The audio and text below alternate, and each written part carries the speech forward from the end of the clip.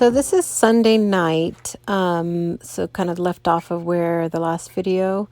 I got off work at 10 o'clock, got to the barn around 11, and here we are. Thank goodness there's a lit arena at night. Woohoo! So just working on the tarp, just doing some real like easygoing stuff. And this is kind of where I realized that I probably don't need to keep the halter on him anymore. He's fairly easy to catch. So when I put him away, I worked on putting the rope halter on and off. So then the next day, I could just halter him in the pen. I didn't have to keep this halter on anymore, which was really, really cool. I love it when they get to that point. It's a nice, nice stepping stone. So this is the next morning. I brought him out. I think maybe this is only his second time actually round penning, and you can tell we have a serious forward issue. He wants to not move.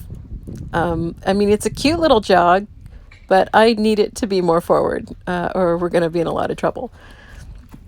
So I'm just using, what we call a sequence of cues. I point, and then I click, and then I use my whip, and over and over and over again until I get this horse a little more motivated. So we were just working on loping here. I maybe got 2 strides.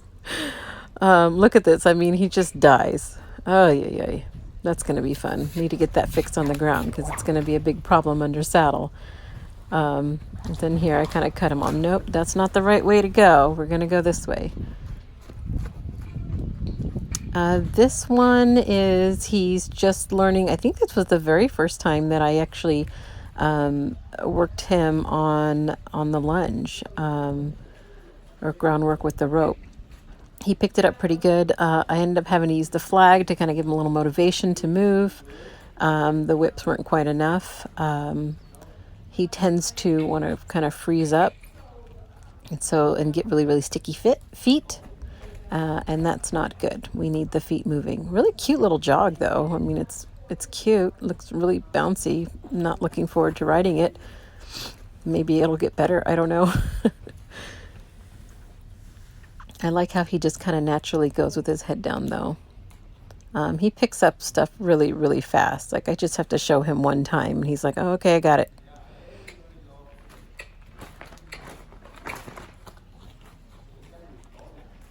And he needs a little more motivation than I like to give, but we'll get that refined a bit.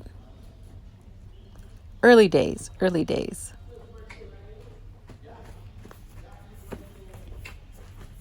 That's really interesting. You see how his tail's swishing? There is not a fly there. That's him showing his irritation, and I've learned to pick up on that. He wrinkles his nose, he swishes his tail when he's getting a little crabby.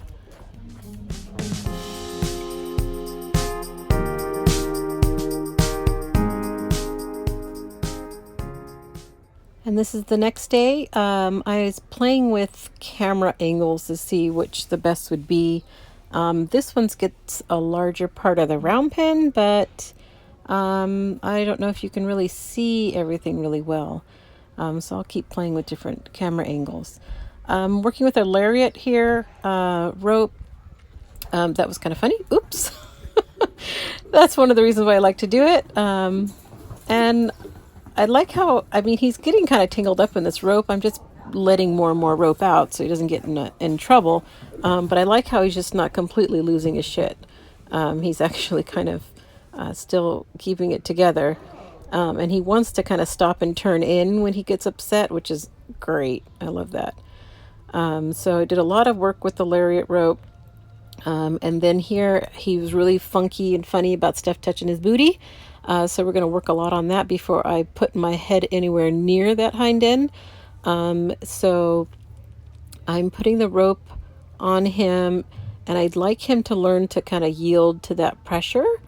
So I'll pull on it, and I want him to kind of yield to the pressure instead of taking off or trying to kick out or push into it. That's my goal. And he's thinking and figuring it out, and I really really like that. And I'm doing all this at liberty. I want him to feel like he can leave if he really, gets to that point. Trying not to get him to that point, and that's a delicate balance. But I'll be doing a lot, and I did a lot of work with this rope, and I'll be doing a lot more of it. Desensitizing with it, throwing it over him, dragging it, having him drag it, and then eventually we'll get to working where he'll have to lead by the front foot, lead by a hind foot, and really get used to ropes and things dragging around him. And that was great. See how he yielded his butt and moved it over. That was perfect. Really just learning how to yield and soften to things. And then I put the thicker rope on him, and the goal here is for him to feel that pull on the halter and to follow that rope. And he's kind of kicking out at it. He's not really sure what the answer is. He doesn't like the way that feels on his butt and that pressure. And then he kind of figures it out there. Okay, that's where the release is. And so he gets better and better about it. But it's great because you're throwing the rope around his head, you're throwing it around his body, touching him all over with it. You literally can't do too much of this stuff. I think it's great. Really, really helps these Mustangs especially get used to things touching them and flopping on them and swinging around them. And I think it's very useful, especially when they get into trouble, get stuck somewhere. Teaches them to not freak out, to kind of think through it. And that was great. That side was so hard because he's really, really, really protective of the right side. So anytime he exposes that side to me, he's not thrilled about it.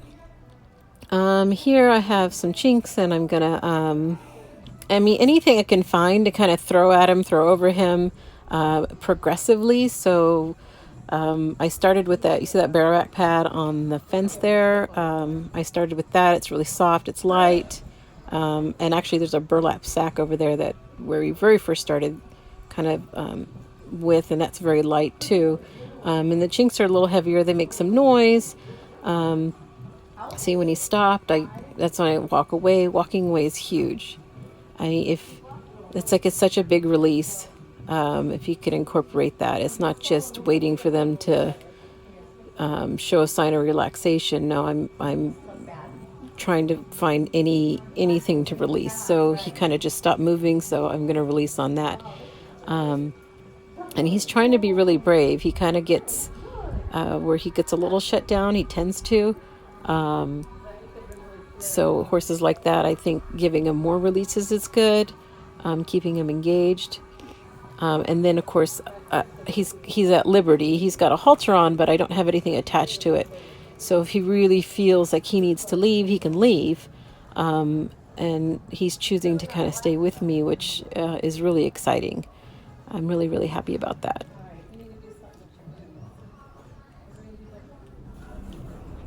So here I ended up getting him over him. And he's just kind of walking around like he could really care less. They're touching his legs and stuff, and he could really care less about that. It's when anything touches his butt that he's just like, it's no-go. So I'm going to have to spend a lot of time on that rear end so he's not so goosey about it, because I don't want that to be a problem when I'm riding.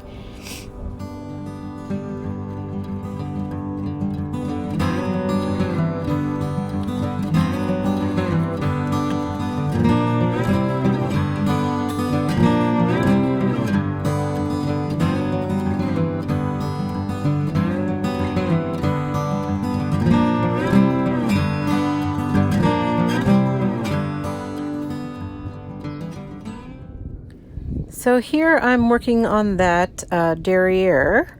I have his head turned into me because I want him to kind of see what I'm doing and be engaged. And then if he gets goosey or something, he's going to, turn that hind end away from me and not toward me, which is fine.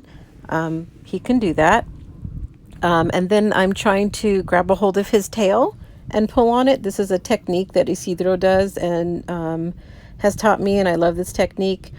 For some reason, the minute you get a hold of that tail and you kind of pull on it and they realize that, oh, it's not such a big deal, then they really start to release and relax more about you being back there. And I want to be able to touch that tail and brush it and touch those, at least the upper legs, before I'm going to try and pick up those back feet.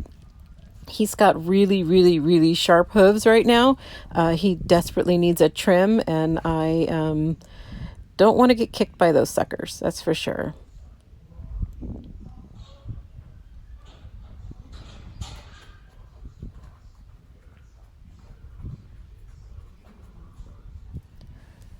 And here I am with the bareback pad again. I had put it on the day before and tightened the girth, the cinch.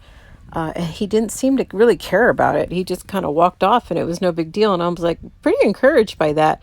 I mean, it's not terribly tight, but it's got a snug fit, but it's also very soft and very light. And see, I'm rubbing him all over and rubbing him on his rear.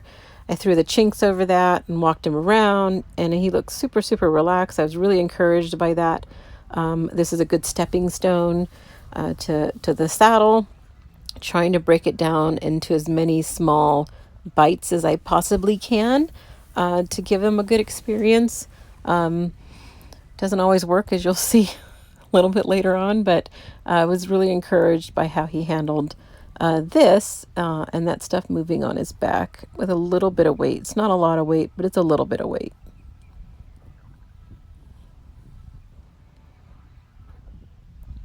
And here what I'm doing is I'm actually asking him to flex and then showing him that there's something on his back that's moving, and he's kind of like, oh, okay. I any little step that I can break down to see how he's going to react, to see how it might end up later on for me, what I can look or expect that he might do or how he might react. And I think this is the next day. He's completely filthy. He's been very itchy, been letting him roll, letting him, I think they need a roll. Helps with them mentally. This is fly spray. I actually have this in like a bottle that I bought, I don't know, at Target or something. It sprays further. And the day before it was full of water, and I sprayed him all over with water, and he handled that really, really good. And he's completely at liberty here. He can leave if he wanted to. And I just think it's great to teach them how to stand there to put fly spray on without anything on them. And then when they do have something on them, they do really, really good. So this is fly spray, and I like this bottle because you can spray from a distance if you needed to. And then here he's at liberty again. I had worked on his front feet the day before. He picked it up right away. Like the very first day I put a rope on, picked his feet up, he picked it up right away. And so I felt comfortable doing this at liberty, and I do a lot of touching in the different places that I might touch, putting both hands on him, seeing how he reacts, how he responds. Is he flinchy? Is he moving away? I mean, he's got an ear on me. He's looking at me, but he doesn't feel tense or like he wants to explode or do anything. And he was really good. I was really, really proud of him. The front feet, I think we got down.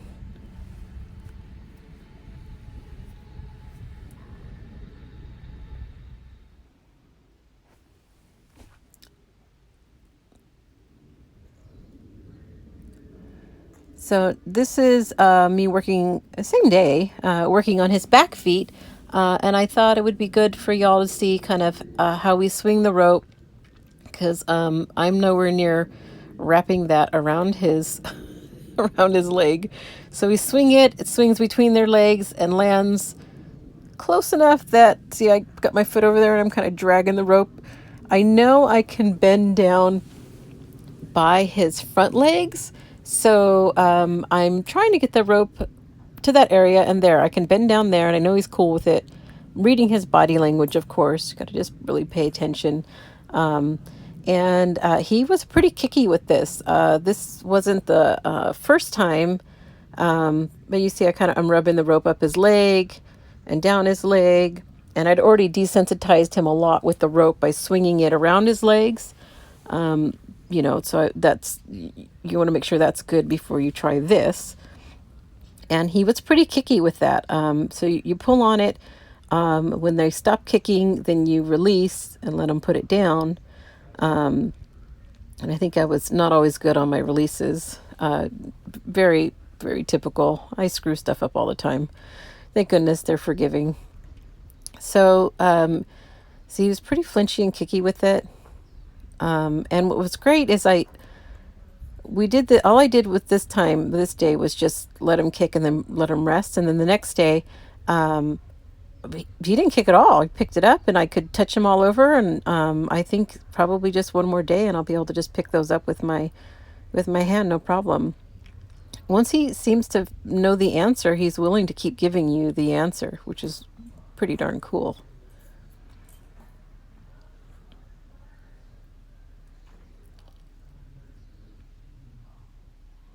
See how I have his head turned into me a little bit. I need to be able to control that hind end. And he actually was trying to move in and kick me a little bit there. And I ended up working him and pushing him around a little bit because he was, you got to be careful of their body language. He was kind of pushing into me a little bit and I didn't like the way that felt. There I brushed his tail, which was great. He actually went to sleep while I brushed his tail. And look how pretty that thing is. So here I have a surcingle, no pad, just a surcingle. And I mean, he's totally chill. There's a flippin' tart blowing in his face. It was windy and cold that day. And he was like, okay, I'm really cool here. And I did a lot of desensitizing, a lot of rubbing that girth area. And so I knew I could grab that cinch okay. And I was kind of surprised that this happened. So he's got quite a boingy, bouncy thing going on there, and I just wanted him to stay away from me. And I do like to have him at liberty when I first put this on, just to kind of see what they're going to do so that I don't want them to feel like they're trapped. And then after that, I don't, like the first time, fine, go ahead and buck, do whatever you want to do. Anytime after that, it's a no-go. I don't want them bucking. I don't want them to think that they can buck. And so this is the next day. I ended up, being able to lunge him and fine and everything with the surcingle on. And he was fine. And then this is the next day, and I have a pad that I'm going to put on, and then the surcingle on top of the pad. And I left this part in, even though this video is kind of long. If I move that pad on his back, that's what bothers him. He doesn't really seem to be bothered that I'm throwing this pad around, but once it's on his back and I move it on his back, that really gets him tense, and you can just feel his energy change when you're next to him. And so I need to be really careful of that and make sure I desensitize him to movement on his back before I ever get up there. So this was the second day, and I was like, okay, let's, move out. And I was kind of surprised that he did it again.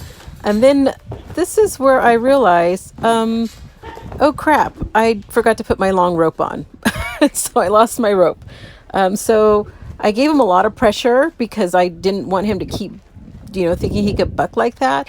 And he ended up landing on top of the round pen at one point and moving it, which probably was a good thing because then he kind of decided that, oh, maybe I should pay attention and stop acting like an idiot. But it was kind of funny because it was a really busy day at the barn and everybody came running thinking that I died or something. And I was like, no, I'm good. We're all good. This is normal. So I got him working on the lunge, and then I decided to put some long reins on him and long rein him a little bit. He had a little bit of a tantrum with this. I have a side pull on his face. He wasn't really understanding what I wanted with that, so I put the long lines on his halter, and he understood the halter really, really well. Was willing to respond to that. So we ended up with him. I was very happy with how soft and listening he was with these long lines and those long lines touching his back legs. So that ended up really, really good, and I was very pleased with that. So we'll see how the next cinching will go.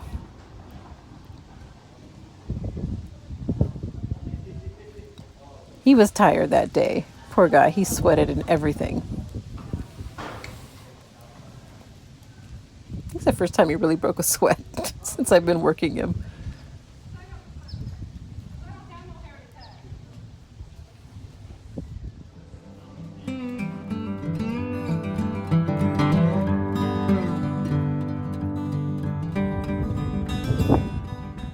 So I ended this session with I'm starting to incorporate clicker training. So right here I am loading my clicker. So I click and I treat and I click and I treat. So he'll start to realize that the click means a treat is coming, or that so he realized that that's what that means. So this is a very, very, very early steps of clicker training, because I will want to use this later on in a lot of the different things that I do. I like to use positive reinforcement. It's a great way to end the session a little positively.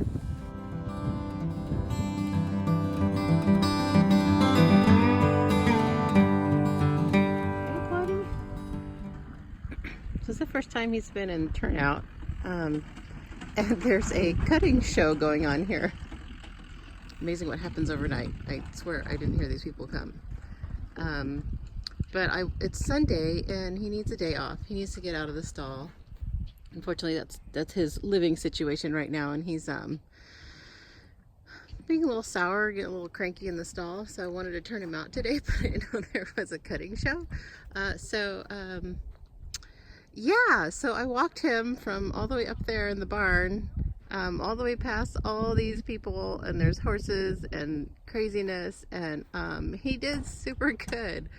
He was more kind of stopping and kind of looking than anything, which is great, because I'd rather that than please, don't run me over. But yeah, so he's going to spend a few hours out here in this turnout paddock. I can catch him really easily now, so I don't want to leave his halter on in this wire paddock for sure. But yeah, so it's kind of good for him. Get to check out all this activity and all these people and horses and dogs, and oh my. So hopefully he enjoys his day off. He's earned it.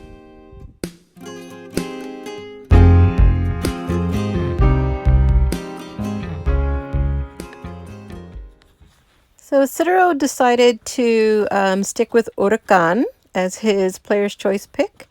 And then Alacran he's going to keep and get started under saddle for the better part of a year, he's decided. So he's taking his time with him. I'll probably do an update on him maybe once a month or something. See if any Alacran fans.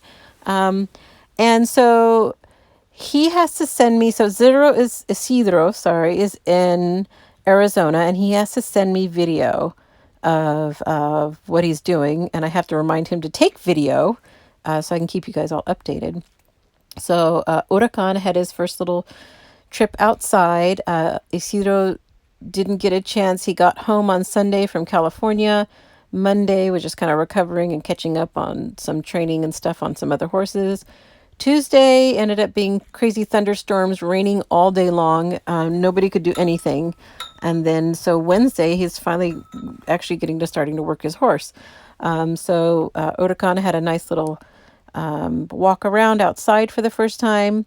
And then he got sprayed down. He got a bit of a bath and then a tying lesson. And he's just the sweetest little horse. And here's Isidro is working on Thursday. He's leading pretty good now, and he's doing his flagging. I love Isidro's flagging technique.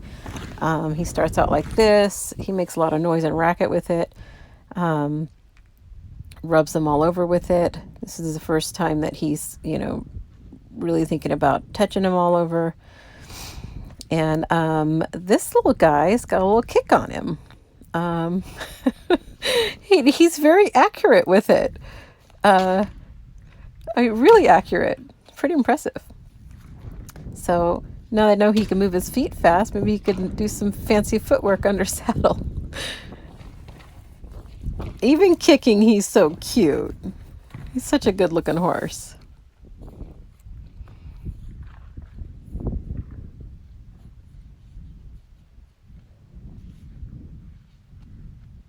So he finally decided, and I think he never kicked after that. That was it. He decided it was all good. This is Friday now, and he's getting him ready to saddle. See how he likes to rub him all over with it? I love that. I could watch a sitter work all day. He's just so methodical and patient and quiet. Much better than me.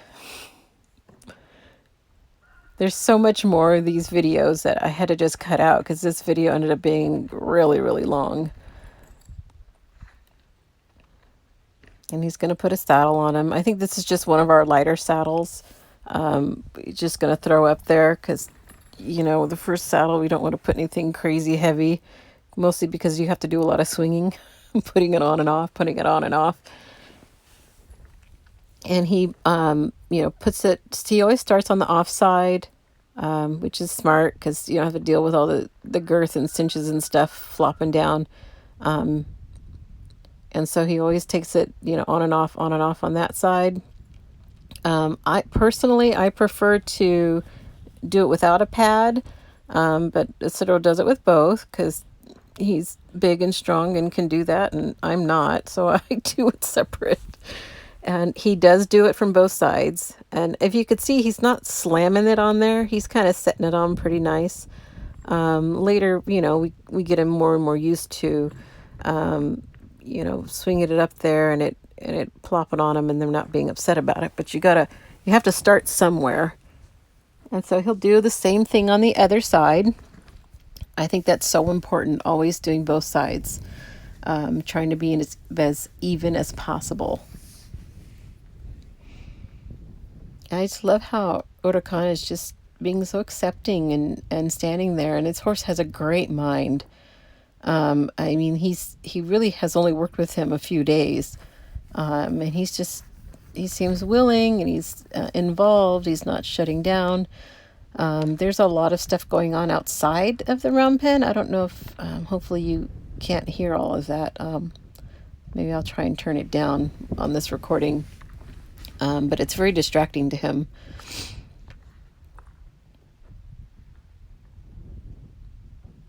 But I wanted you to watch the entire portion of Isidro's first saddling so you can kind of see what he does.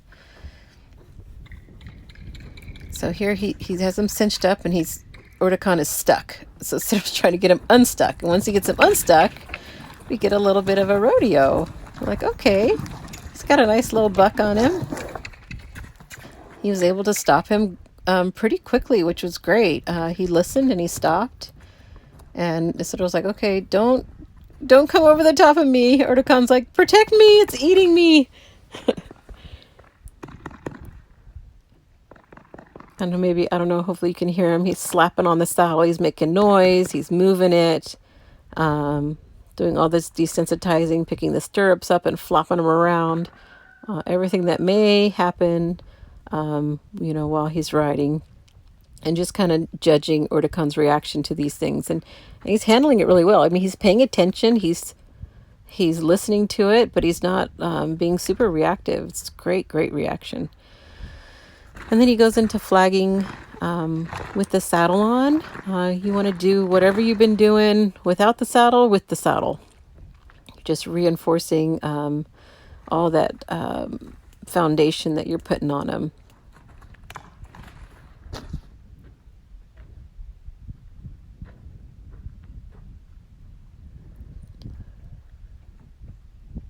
I love that he's just able to move that around and then tighten the cinch like the horse has been doing it his whole life. Then he's going to start doing all this kind of stuff, preparing him for the first ride, jumping up and down, pulling on the horn, all the things that are going to be the same sensations that he's going to get when he gets up there. Just little increments. You don't want to just jump up there, or at least I don't. I mean, I don't want to ride that. Isidro doesn't want to ride that. I like how he reinforces touching him all over, over and over and over again. This seems to reassure this horse a lot, being touched. Some horses really like it, some Mustangs do, and others it takes a little while for them to get used to it.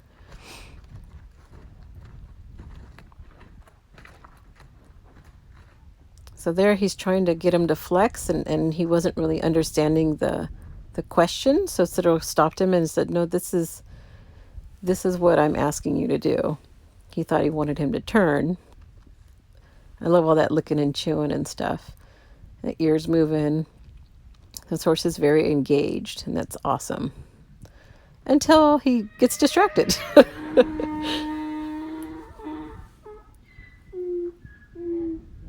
So I don't know if you could see Citro. He threw the rope on the ground, and he kind of is making some noise to get his attention back on him.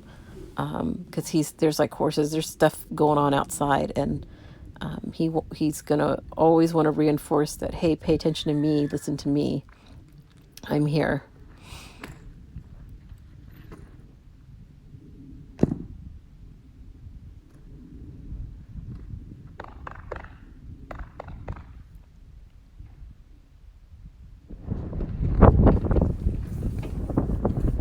And I think this is the next day, and he's wanting to, I think, get on him.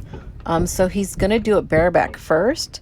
And I mean, this horse is so cool. He's just like, okay. I mean, he's big. So Citro is like, he's a 5'11" barefoot. So that just gives you an idea of how big this horse is. When he's got his cowboy boots on, he's like 6 foot. But this horse is this is a nice size horse. And he's thick. And he has to jump a little bit to get up there. But he handled that so good. He was just like, oh, okay, you want to jump on me? Cool. So Citro's got him all saddled again.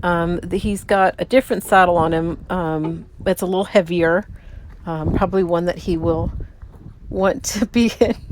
He said he was just playing around with him. He's like, oh, he's following me. So he's like, come and follow me. I'm running. And Huracan was like, why are you running? No, I don't want to run. So I thought that was kind of funny. He was just kind of playing with him at liberty a little bit. He's already kind of bonded to him, which is super cool to watch. And I like that he's got a rope hanging on it, and the horse is just like, okay, no big deal.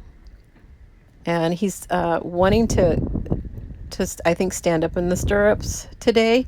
That's usually his next step. And if you notice, he has a breast collar on him because he wants to make sure that saddle stays pretty sturdy.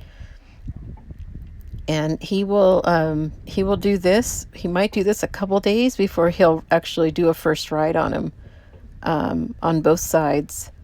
He doesn't rush it, that's for sure. And I like that. I think that's great. He'll get up and down quite a few times, and that's a good enough, first introduction to that. Doesn't have to ride him right away, and especially because he doesn't have any help right now. Usually we like, both of us to be there, so there's a helper on the ground, and he doesn't have that. So because of that, he has to take him in even slower increments as far as getting him ready for that first ride. And mostly just seeing like how the horse reacts. So he didn't care that he was jumping. He doesn't care about that. So you just have to read what the horse is telling you. He seems pretty cool with all this stuff. He's got a really, really nice temperament. Got really lucky with that one. I'm excited and happy for Isidro because he's had some really tough ones. His past couple of makeover horses has been really, really tough. They turned out good, but man, they were tough. And this guy's just like a walk in the park in comparison.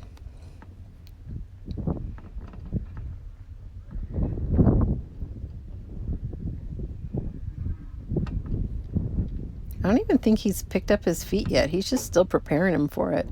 He does things a little bit differently than me. I want to be able to touch everything and move everything before I get up there, but Cyril's a lot more athletic and leaner than I am. He can get away with it. And he's younger than me, too. I think Huracan looks really good in a saddle. That seems to fit him nice.